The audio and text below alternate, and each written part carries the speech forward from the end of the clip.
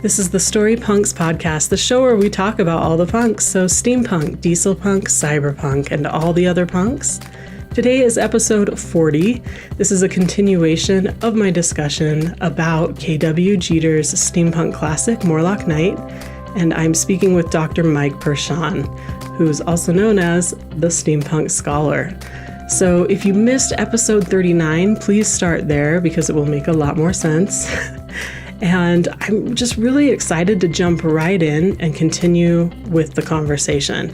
We still have a lot of ground to cover, so let's jump right in. Though I do want to mention the audio version was a fabulous way to enjoy this story. I thought the narrator, Michael Page, did a wonderful job. So you can check out my running list of recommended punk-related audiobooks at storypunks.world/audible.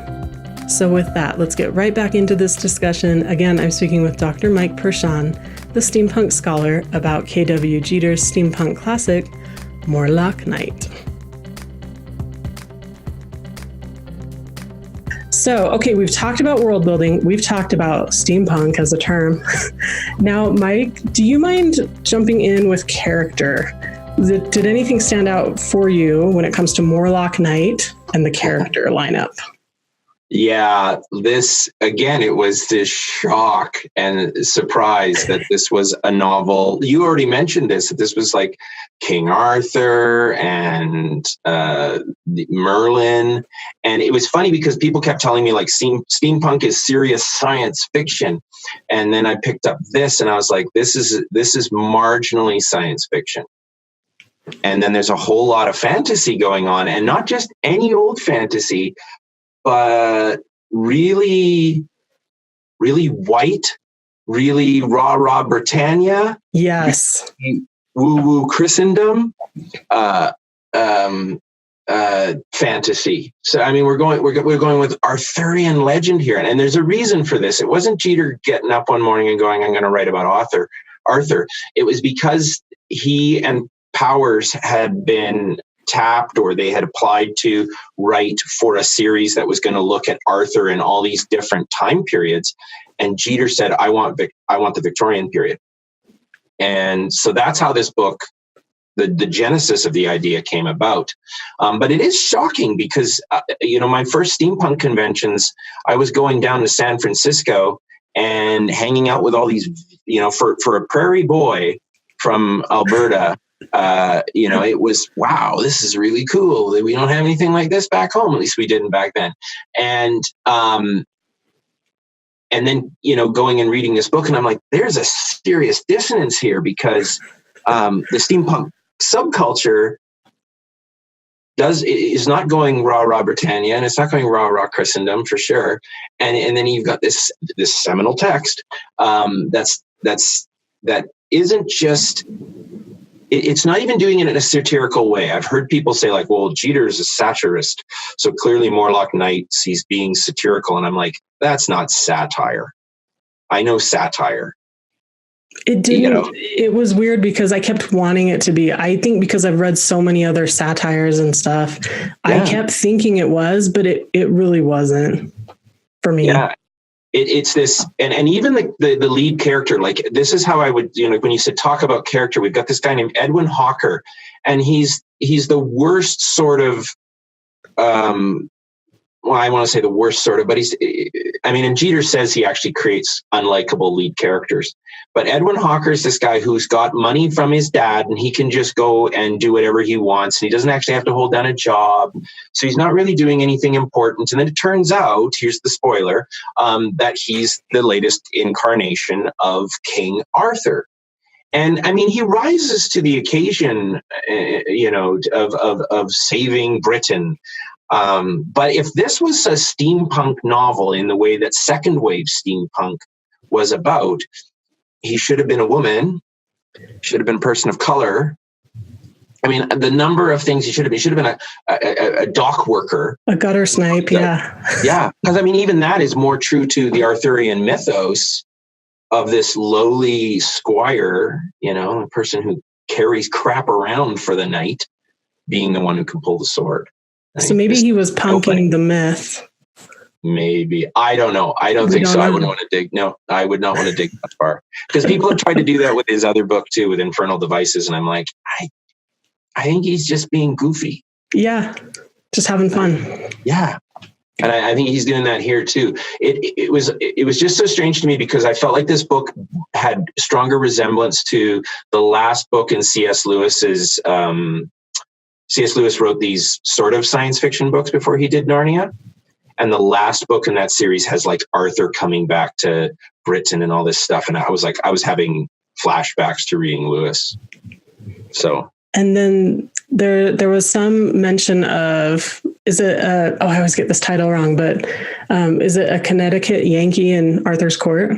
Yeah, I think there's a little bit of that going on here. But there's not so much of that person out of time. Although here's the thing I wish anyone, so if you're out there, people who love punk and your steampunk, if you want to talk about what Morlock Night does do in 1979 that was significant, the female character of Tafe is way ahead of the curve for a female character in science fiction and fantasy. Not going to fulfill all the requirements we'd have for it today. No. But for 1979, we just got Princess Leia and we just got Ripley in the Alien series. And so Tafe is actually, she's a typical character for both of Jeter's early steampunk, because we see another female. They're always women out of time. They're women from later time periods who get thrown into the Victorian period, which is that's where I really think Jeter does anticipate, although I don't think intentionally, he does anticipate where steampunk is going to go, so that in the novels of Gail Carriger and Sherry Priest, we don't really get Victorian women or women of the 19th century. We get women of the 21st century in a world that feels like the past. And I think Jeter does that in Morlock Night with Tafe. I just thought he had some really cool combinations of traits in Tafe.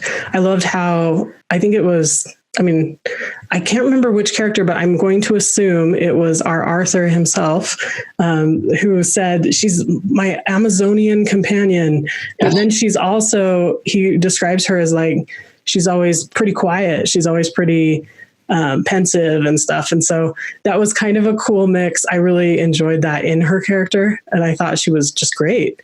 Yeah. As you mentioned, it's not a Bechdel winner. It's not going to win any awards that way. But for the time period, truly remarkable. I agree. Yeah. And he has this quote on page 101, which I didn't send to you. 101 of this one, anyway. He says, "How much better it struck me to have a woman as your comrade rather than as the fawning admirer and house slave that so many men of my generation unfortunately insist upon. Surely, in the future, if there was to be one, such an improvement in attitude would be universal throughout society." So I like that, comrades, right? I totally agree. That's so great. And thank you for adding that. That's absolutely wonderful. Any other quotes you want me to touch on before we move on? We had quite a few, so.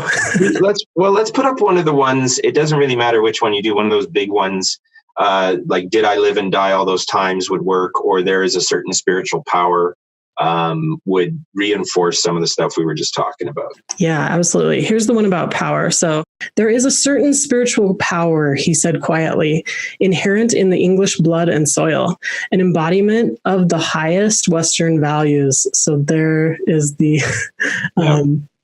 this is my commentary, but there's where he's really talking about, the Western values, just like he said, and that's all through the book. Very ethnocentric. Yes.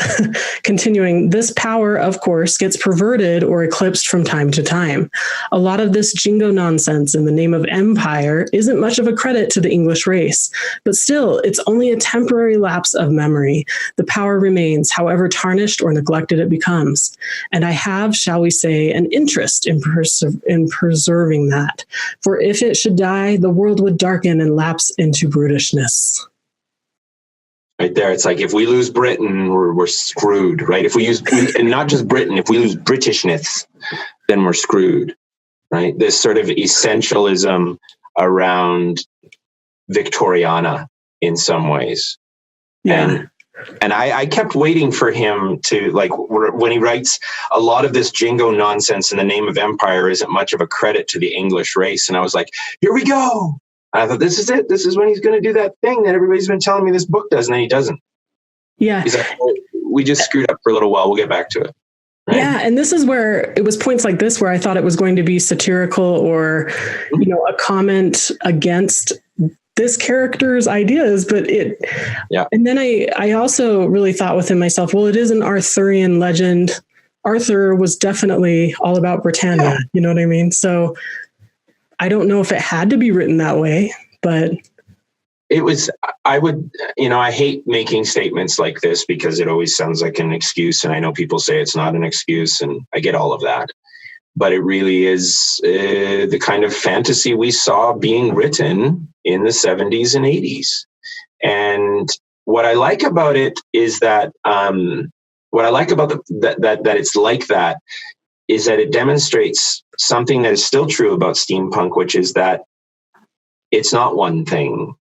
It's a bunch of things. It's a lot of different people using this aesthetic to tell a wide range of stories.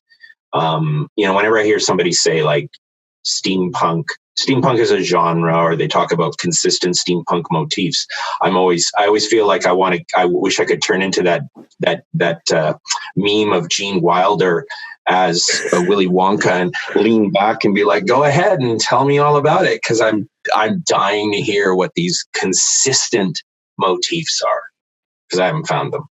I haven't either. And I think that's what's so fascinating about talking to so many different people about steampunk. So for anyone listening, sometimes I just like to remind that we're talking about one piece of work here, and we're talking about interpretations of a few people. And we're definitely opening this up to anyone who may be, listening and they're just thinking, this really bugs me, or I see it differently.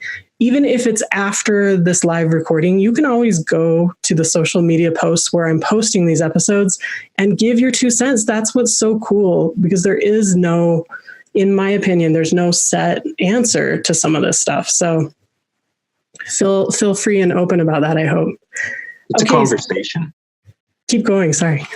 No, it's a conversation. It's when can I plug my book? Absolutely. I was hoping you would. Good. Okay, so I'm going to plug my book. It's called Steampunk FAQ. I didn't choose that title. It's part of a series of books that have the FAQ tacked on. So it's like all of these pop culture books. Oh, got it. That are like frequently asked questions. And when they asked me to write the book, I was like, really? I don't know if there's anything more to say about this. I did my dissertation. I'm done. But I thought, why not? Because they were going to pay me. And so I'm writing it. As I'm writing it, I'm realizing there was a post just recently. Someone was like, the death of steampunk or whatever. And I'm like, really? Again? Because that's what I talk about in the conclusion to the book is that the year that I started working on the book, somebody was like, the death of steampunk. And I'm like, they said that the year I started doing my research, 2008, somebody was like, steampunk's dead. And then I went on and wrote for 4 more years. And then here I am, years later writing about it again. And it's this ongoing conversation. And what I think it is that what steampunk was for somebody, maybe that dies.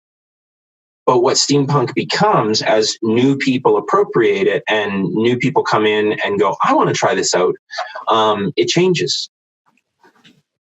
Yeah, I think that's so interesting. Just this week, I heard on Twitter, I think 2 different posts where people were saying, oh, my agent says, don't say that you're writing steampunk.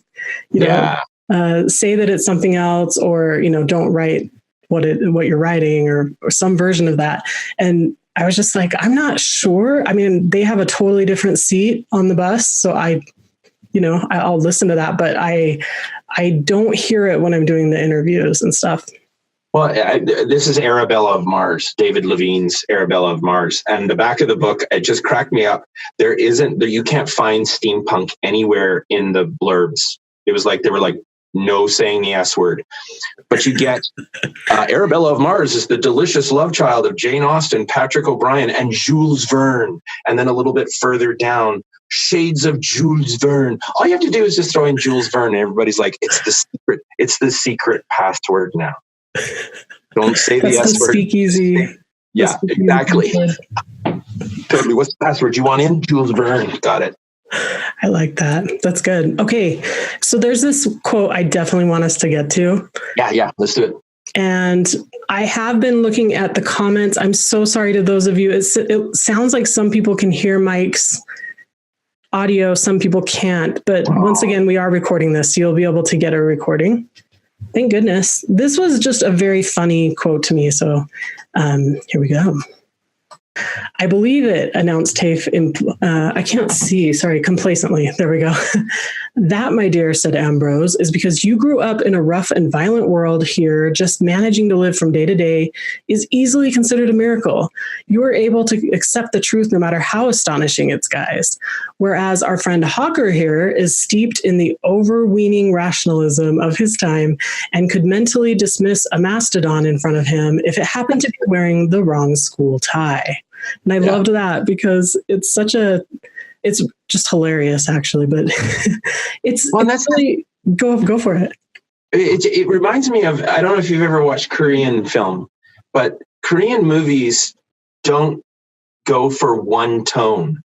Like if you've ever seen the monster movie, The Host, there's this scene where this family is supposed to be grieving for the loss of a child.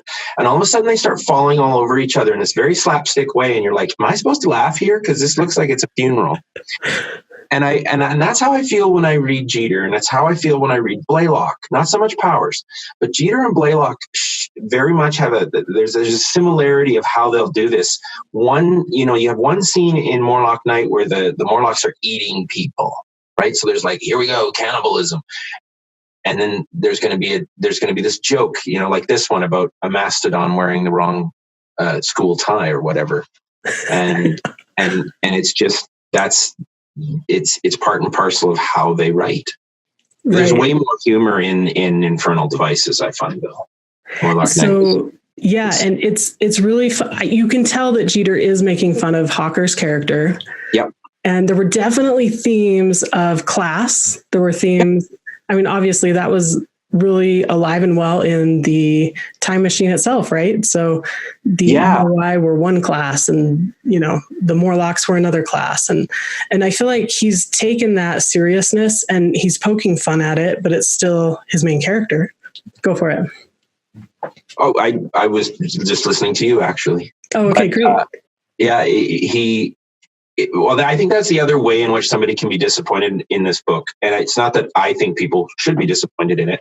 But I kind of that's why I like giving them the spoilers. It's like, heads up, this is what this book is actually going to be about.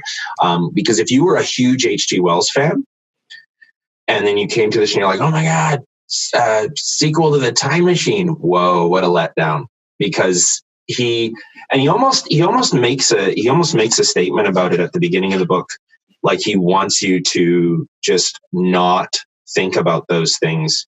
He makes a couple of meta comments in this conversation between Hawker and Dr. Ambrose, where he's like, just settle down with your social commentary. It's just a good yarn. It would be a really good addition to, the Strand magazine. Yeah. And it's true. I really think there's a place for that in steampunk, which is one of the reasons I love it, is because there is value in it just being fun. Mm-hmm. But there is also value in the possibility of that fun being used in a meaningful way. It's true. So let's talk about themes.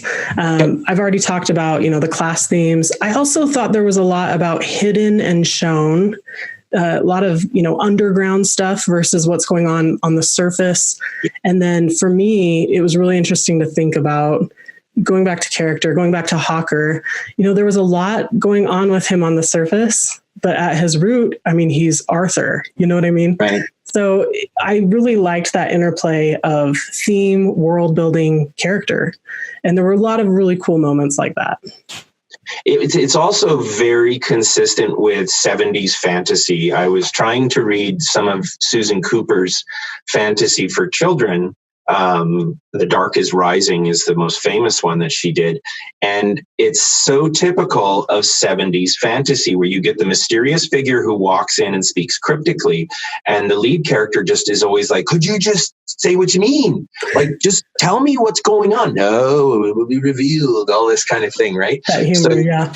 Yeah. And I don't know if Jeter is making fun of it, or if he's just doing what everybody did at the time, which was that your mysterious Gandalf-y figure comes in and speaks cryptically. Everybody gives Tolkien such a hard time for all of his exposition in the second chapter of Lord of the Rings, but at least Gandalf told Frodo what was up. Like, here, I'm going to give you a really long history lesson. This is going to take a while. It's going to kill the thrust of the plot, but here we go. Whereas everybody else in the 70s, it was like, well, we don't want to do that. So then they have to parcel it out in these little things. And I would have gone absolutely mental if a wizard showed up at my door and talked like that. You close the door on them. You say, I don't have enough information. There's nothing for me here. That's right. Okay, well, I'm looking at the clock. I really wish we could just chat about this for hours, because there is, even though it's a short book, there's lots there. There are some interesting things going on. We could get more out of it, right? I think so. Never get to all of it. Is there anything among the many things you could still cover that you especially want to point out for our listeners and our watchers? No, I don't think so. Not particularly. I guess the only thing that I'd love to point out is this is the cover for the newest version, and this is the cover of the old one. And I just want you to look at those covers and go, oh, hey, steampunk used to be this thing, and now it's this thing. And just remember that it's not stuck. It's not staying in one place. So if you read Morlock Night, think of it like an artifact. Think of it like an old timey book, because it is now. It's very old. It is. It's true. And I think these books kind of change with us as we read them, right? Yeah, absolutely. Like any book. Okay, well, thank you so much, Dr. Mike Perschon, the Steampunk Scholar. Please check out his website. Check out Steampunk FAQ. Especially if you enjoyed everything we talked about today, there's obviously going to be some wonderful insight in there. And for those of you who want to join in 2 weeks, again, I'm going to keep iterating and getting this live thing down. So, but there are backups in the meantime. You can also, for the next session in 2 weeks, you can be reading Do Androids Dream of Electric Sheep? And I will be joined by Mad Queen. So YouTuber, podcaster, you can just Google Mad Queen and Cyberpunk. You're going to fall into a tunnel of awesome. It's really cool. So excited about that. And please go to storypunks.world if you haven't checked out the podcast. And for anyone who did have those audio issues, my apologies that everything was good to go. I'm so sorry but thank you for responding in the feed and letting me know. And you can always check out the recorded feed, because I have recorded this wonderful conversation, and you can find that at storypunks.world. Episodes come out on Friday. I used to say Thursday, but for some people's iTunes or whatever, it doesn't hit till Friday. So we'll just say Friday. And other than that, any last words, Mike? Keep enjoying steampunk, everybody. Keep it alive. Just one of those discussions I didn't want to end, but everyone's busy, so we had to. But I mentioned visiting Dr. Perschon's site. Let me point you to www.steampunkscholar.blogspot.com for that. He has a bunch of reviews of other steampunk books and other resources you want to check out, so be sure to do that. So other than that, please consider leaving a review. As always, please consider subscribing if you're watching this on YouTube, or you're watching it on some other platform, or you're listening to it on iTunes or Stitcher or wherever you might be. It really helps. It helps other people find it.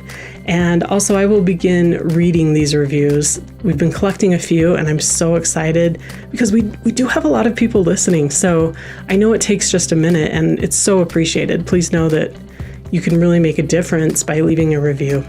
Other than that, thank you for being part of the Storypunks Salon and Reading Room. And please consider joining the group officially, chiming in with comments and such. Again, that's at facebook.com/storypunks, and then you join the group. So that will really take this salon to the next level, and I really look forward to getting everything ironed out and just making this a place where people can come and talk about these classics that maybe we otherwise wouldn't prioritize or, find our way to think about it and talk about it, our experience reading these books.